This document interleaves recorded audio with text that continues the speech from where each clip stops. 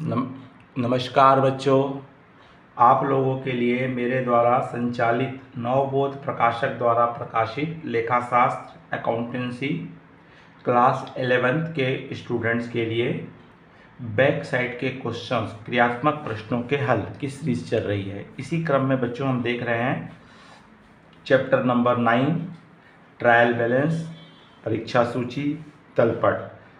बच्चों इस पे हम देखेंगे कंटिन्यूस हमारे प्रश्न के हल चल रहे हैं, जिसमें हम देखेंगे क्वेश्चन नंबर 13। क्वेश्चन नंबर 13 में हमको क्या बताया है और हमको किस प्रकार से इसको सॉल्व करना है ये हमको देखना है। बच्चों अगर आप इस चैनल में नए हैं या पहली बार देख रहे हैं तो तत्काल इस चैनल को सब्सक्राइब कर दीजिए, आइकॉन बेल को पुश कर दीजिए, जिससे कि आपको आने वाले वीडियो की सूचना तत्काल मिल सके।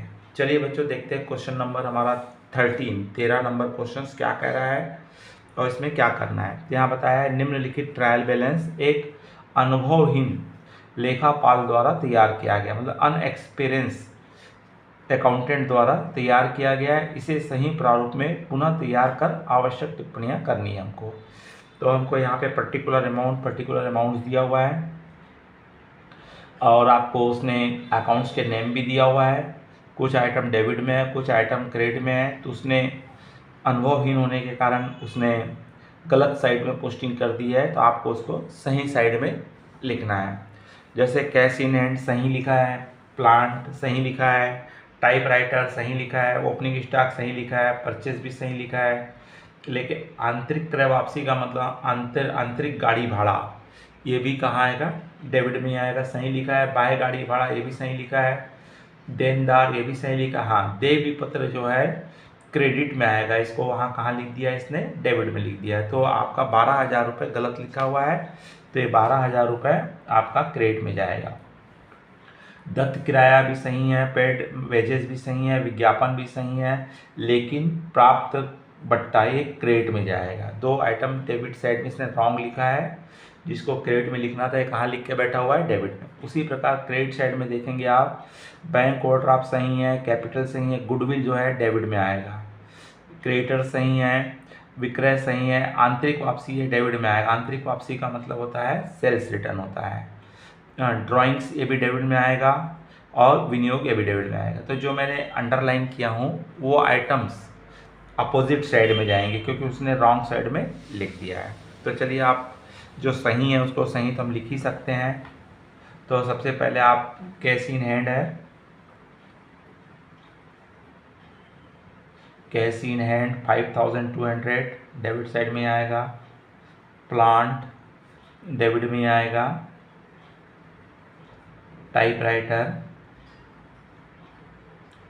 टाइपराइटर्स 6,400 डेबिट में आएगा।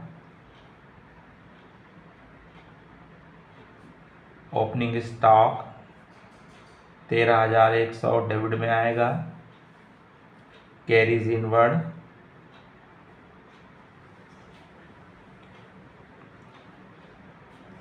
2,800 रुपये डेबिट में आएगा।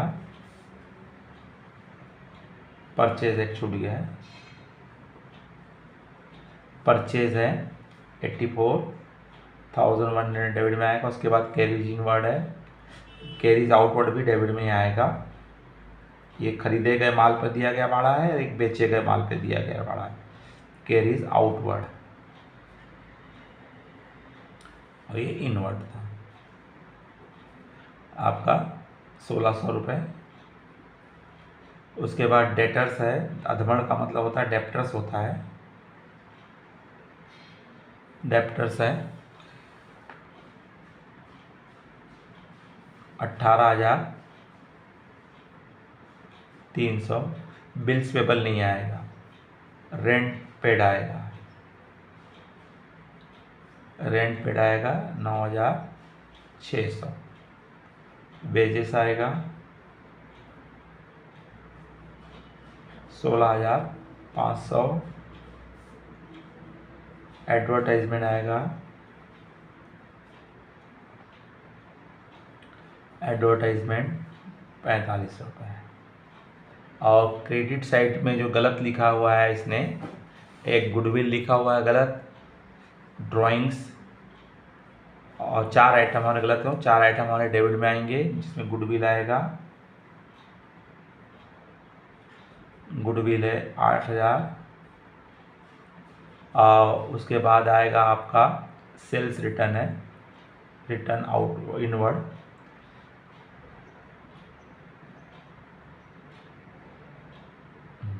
तो आंतरिक वापसी बोलते हैं हम इसको, मतलब हमारा माल हमारे पास आना, मतलब सेल्स रिटर्न है वो।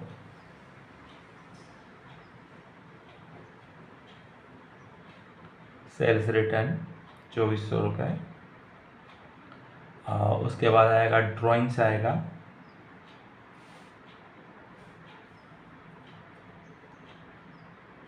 ड्राइंग्स 2120, और इन्वेस्टमेंट आएगा 4। ठीक उसी प्रकार क्रेडिट साइड में जो आइटम उसने सही लिखा है तो आएगा ही आएगा।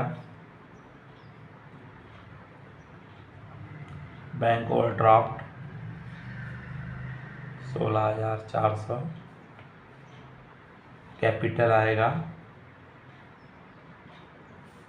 50,000,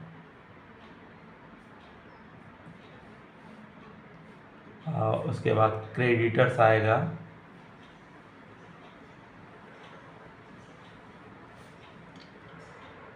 8,200, सेल्स आएगा 1,60,000, और बाकी इधर से 2 आइटम हमारे हैं, एक बिल्स पेबल है 12,000, और एक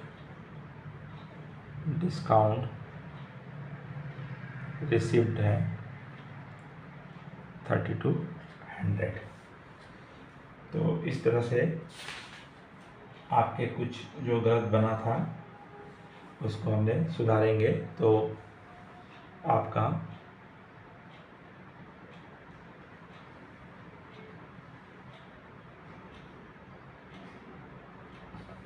तो यहाँ पे आपका ये जो दत्त किराया नहीं है, ये जो यहाँ पे ये आउटस्टैंडिंग रेंट है, ये आउटस्टैंडिंग रेंट, जब आउटस्टैंडिंग रेंट होता है तो ये लाइबिलिटीज हो जाता है, तो इसलिए इसको हम रेंट पेड नहीं है ये, तो ये आपका आएगा आउटस्टैंडिंग रेंट। हमने सेवा ले चुके हैं लेकिन पेमेंट नहीं किया, एडजस्टमेंट आइटम है ये, 9,600 रुपये ये क्रेडिट्स में आएगा, ये डेबिट में नहीं आएगा।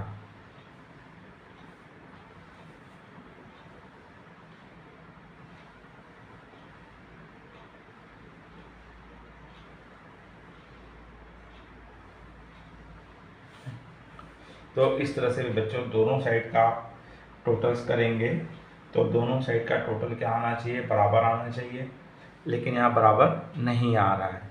डेबिट साइड में इसके डिफरेंस कमी आ रही है, उसको यहाँ पे आपको सस्पेंस अकाउंट लिखना पड़ेगा, सस्पेंस अकाउंट में हमको ट्रांसफ़र करना पड़ेगा, जो दोनों साइड का टोटल में बराबर नहीं आ रहा है। आना चाहिए था 2,59,400, लेकिन उतना टोटल नहीं आ रहा है, तो बाकी जो बची हुई राशि है उसको आपको कहाँ डालना पड़ेगा, सस्पेंस अकाउंट में आपको डालना पड़ेगा।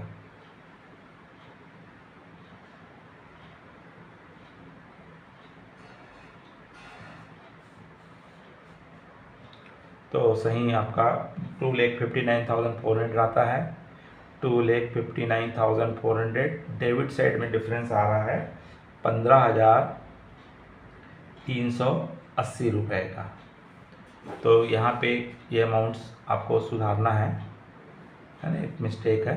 तो यहाँ का टोटल जो आ रहा है हमारा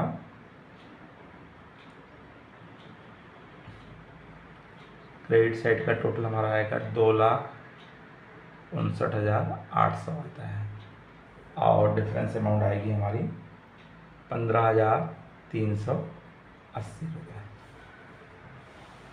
तो इस तरह से क्वेश्चंस आपका क्या होगा बच्चों, सॉल्व होगा।